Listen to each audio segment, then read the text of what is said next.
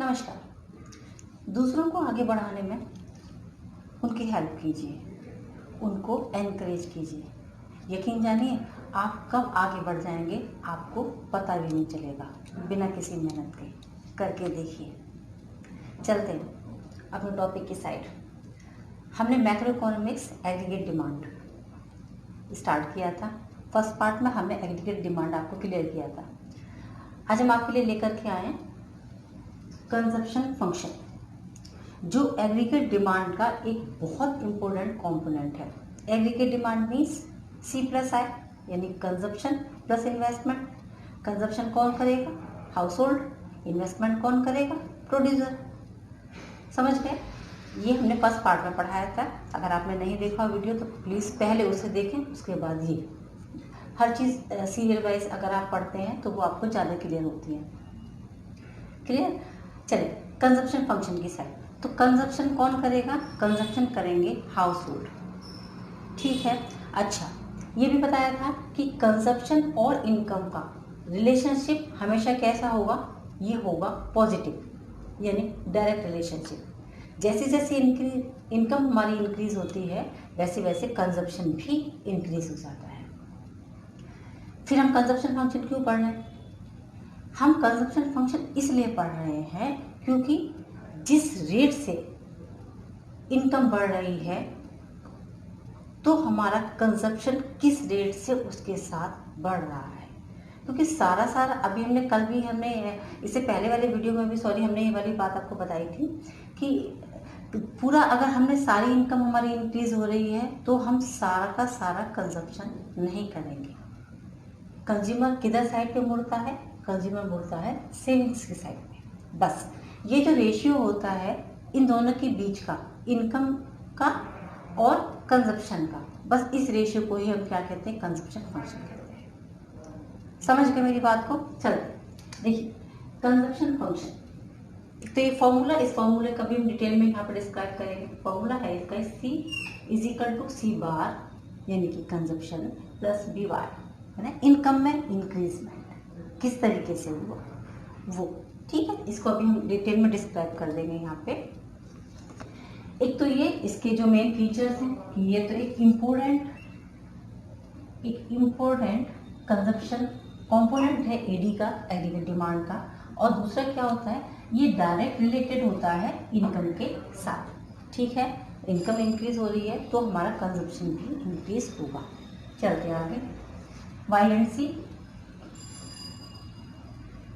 Okay, अब consumption function क्या होता है? फंक्शनल रिलेशनशिप और एलजेब्रिक रिलेशनशिप, किसी भी नाम से आ सकता है।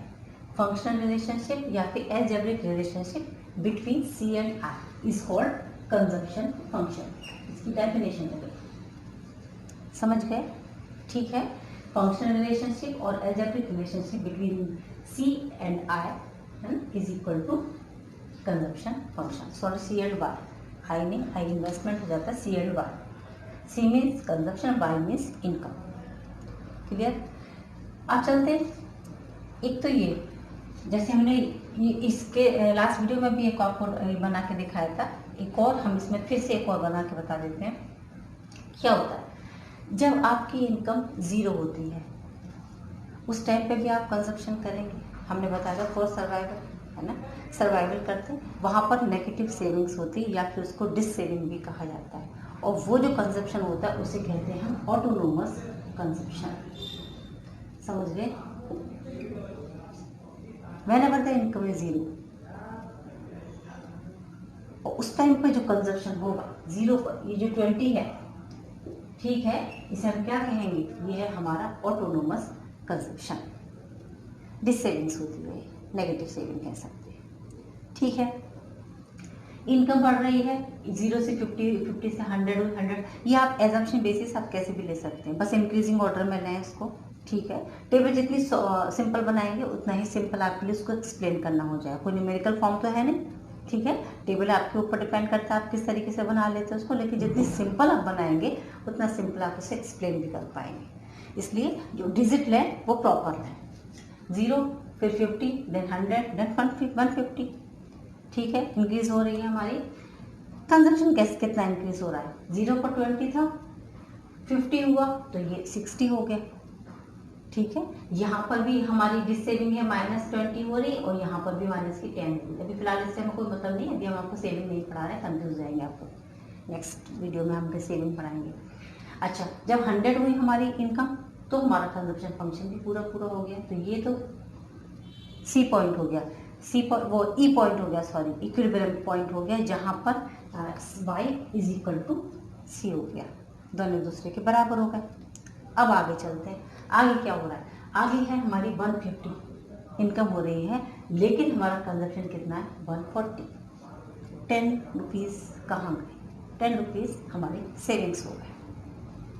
ठीक है, इसका मतलब एक टाइम के बाद जितनी वाई हमारी बढ़ती जाती है, एक टाइम के बाद कंज्यूमर कहाँ जाता है, कंज्यूमर अपनी सेविंग की साइड पर मुड़ जाता है।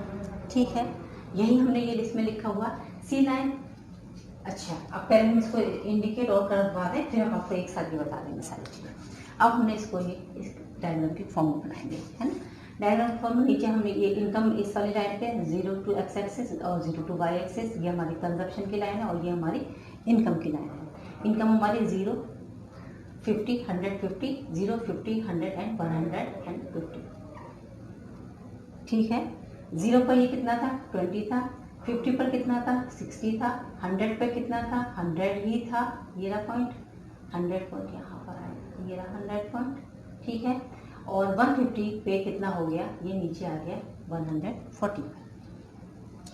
ये 45 डिग्री की सेंटर लाइन हम लेते हैं जरूर, कि ये इंडिकेट करने के लिए कि ये रेफरेंस लाइन होती है हमेशा y इज इक्वल टू सी बताने के लिए, ये आपको एक रेफरेंस लाइन पहले देनी ही पड़ेगी। ठीक है ना।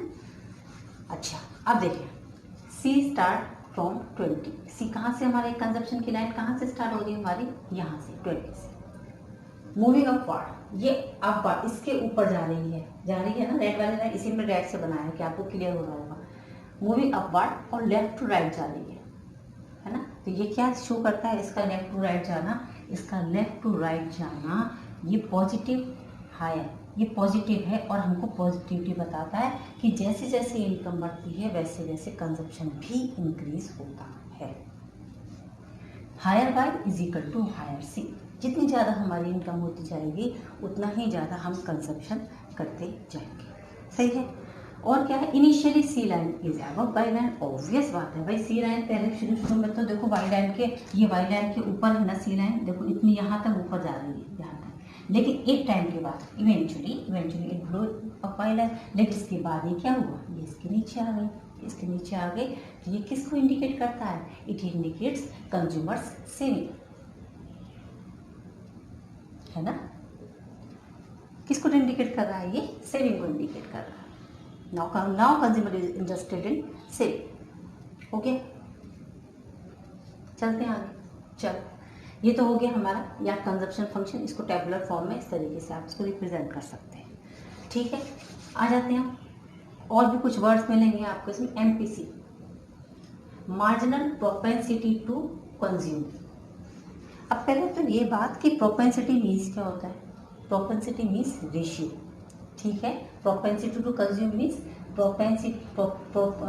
Proportion of income use consumption, है ना। इनकम किस रेशियो में वो कंजप्शन की जा रही है, यूज की जा रही है, किस रेशियो में, है ना। एमपीसी, ये तो हो गया प्रोपेंसिटी टू कंज्यूम।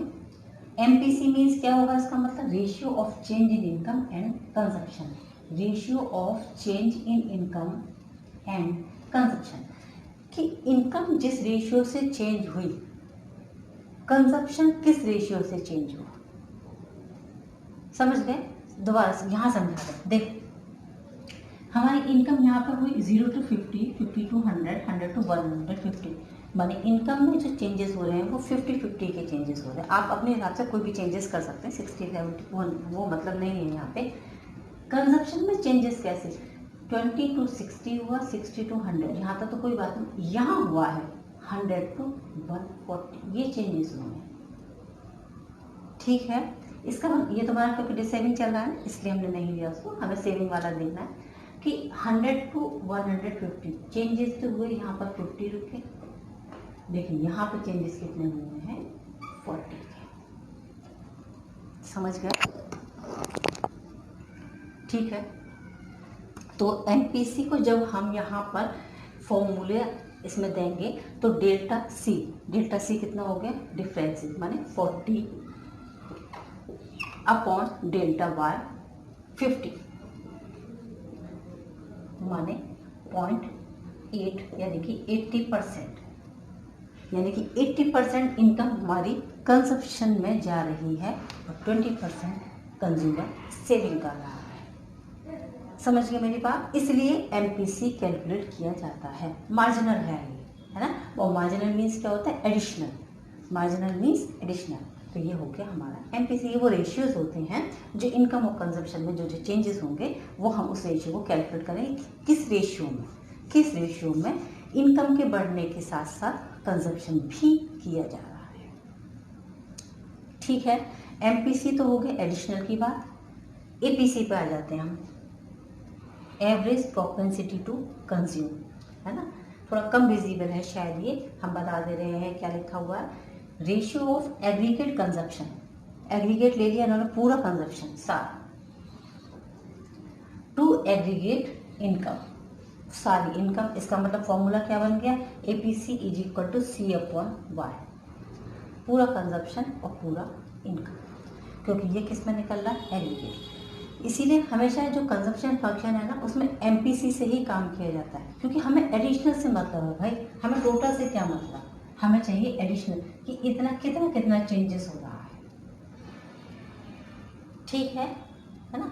चलते हैं अब हम नेक्स्ट में आपको अभी बताते हैं कि क्या चीज़, एमपीसी और एपीसी का रिलेशनशिप, ये दोनों किस तरीके से वर्किंग करते हैं, प्लस कंजप्शन फंक्शन का ये एक एल्जेब्रिक फॉर्म। इसके बाद अभी बताते हैं आपको।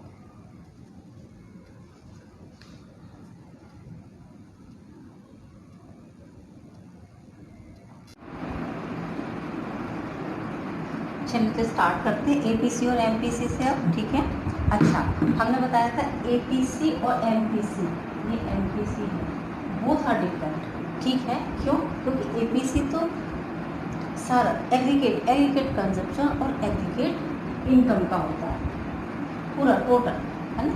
जबकि एमपीसी किससे निकलता है, ये डेल्टा सी और डेल्टा वाई, यानी कि ये जो एडिशनल होता है ना, एडिशनल कंजप्शन कितना हुआ और एडिशनल हमारी इनकम कितनी हुई। एपीसी क्या शो करता है, shows consumption per unit of total income. Total income जितनी भी इनकम हुई है वो पर यूनिट कितना कंजप्शन हुआ, एपीसी तो ये बताता है। जबकि एमपीसी हमारा क्या बताता है हमको, MPC shows consumption per unit of additional income. Additional income में कंजप्शन कितना हुआ ये हमको बताता है एमपीसी। इसका मतलब एमपीसी इससे ज़्यादा सही इंफॉर्मेशन हमको देता है। इसीलिए हमेशा जितना भी स्लोप रहता है उसमें, जितना स्लोप है हमारा सी का, यानी सी फंक्शन इंडिकेटेड बाय एमपीसी। इसीलिए स्लोप ऑफ सी फंक्शन जो है वो एमपीसी से ही इंडिकेट किया जाता है, एपीसी से नहीं इंडिकेट किया जाता, क्योंकि एपीसी में टोटल हो जाता है, जितना भी डिमांड है वो, जितना भी हमारा कंजप्शन है और जितना भी हमारा इनकम है वो सारी ऐड हो जाती है ना। और एमपीसी में क्या होता है, एमपीसी में एडिशनल निकल के आता है, इसलिए हमेशा सी फंक्शन एमपीसी से इंडिकेट किया जाता है। ठीक है, आ जाते हैं एक और चीज़ की साइड, लीनियर कंजप्शन फंक्शन,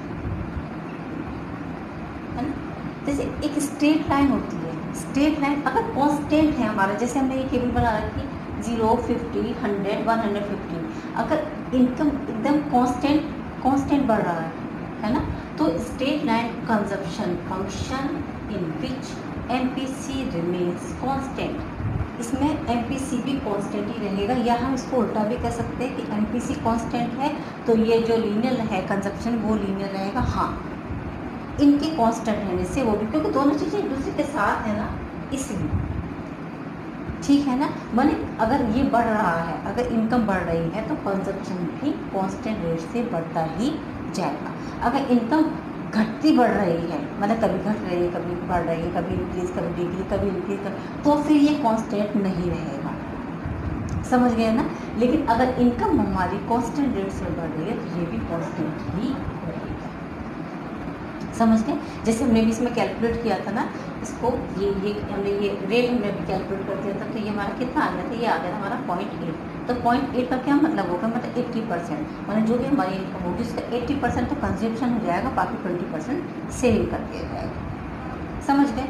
इसको कहते हैं हमारा लीनियर कंजप्शन फंक्शन, यानी कि स्ट्रेट लाइन फंक्शन भी बोल देते हैं इसको। आ जाते हैं सी फंक्शन। फॉर्मूला हमने बता रखा था आपको, C = C bar plus dy। अब ये C बार क्या चीज़ है, C बार मतलब minimum level of C, minimum level of consumption. ये minimum level of consumption means 20, सबसे कम मिनिमम लेवल। सही है। बी इंडिकेट करेगा हमारा जो चेंजेस हुए हैं कंजप्शन में और इनकम में, माने डेल्टा C और डेल्टा Y, मतलब इसको हम कह सकते हैं MPC। अब आपको क्वेश्चन में कैसे न्यूमेरिकल फॉर्म में आते हैं एक्चुअली, तो ये कुछ भी दे सकते हैं आपको, है ना। हो सकता है ये चीज़ें दे रखी होंगी तो आप MPC कैलकुलेट कर लें, या अगर आपको डायरेक्टली MPC दे रखा तो बहुत अच्छी बात है, फिर तो कोई प्रॉब्लम ही नहीं है। ठीक है। अच्छा, तो हमारा फॉर्मूला जो बनता है वो बनता है हमारी equation C = C bar plus dy, y means income. हम इसको इसी में सॉल्व हम कर देंगे इसको, ठीक है। इसमें हम सब बता रहे हैं, जैसे हमने पहले वाले का बना रखा है, फर्स्ट इसका 0 वाले का, फर्स्ट में C, तो हमारा जो मिनिमम लेवल है वो 20 हो ही गया, प्लस B हमारा कितना, B मतलब MPC, और MPC हम इसमें कैलकुलेट किया था तो हमारा आया था 0.8। कैसे आया था वो भी हम बता देते हैं। ये कितना है हमारा चेंज, कितना हुआ 40 का, और ये कितना चेंज हुआ 50 का, 40/50 = 0.8। सही है, ठीक है। तो 0.8 ये हमारे MPC, तो 20 + 0.8, और लिखते हैं डार्क इसको, 0.8 मल्टीप्लाई बाई 0, 20 हो गया। ऐसे ही सेकेंड का जो हम निकालेंगे तो 20.8। अब हमारे ये जो y है वो कितनी हो गई है, 50 हो गई है, 50 से निकालेंगे 60 आ गया। ये हम कंजप्शन कैलकुलेट करे जा रहे हैं। देखो ये हमें ये टेबल भी नहीं दे रखी होगी, ये हमको मिलेगा तो हम इससे हमारा काम हो जाएगा। थर्ड वन आ जाता है हमारा, लाइए बना देते हैं, 20 + 0.8 मल्टीप्लाई बाई 100 = 100, और 4 पॉइंट पे आ जाते हैं तो 20 + 0.8 मल्टीप्लाई बाई 140, ये हमारे कंजप्शन कैलकुलेट होते जाते हैं। ये कंजप्शन कैलकुलेट करने के लिए आते हैं, इस तरीके से आप ये रेशियो आप डालेंगे और आप इसमें इक्वेशन के हिसाब से आप इसको कैलकुलेट कर सकते हैं। इतनी बात अपनी मेरी क्लियर हो गई। यहाँ पर ये टेबल सही है, यहाँ से निकालें चाहे कहीं से निकालें, 40/50 0.8 हो गया, है ना।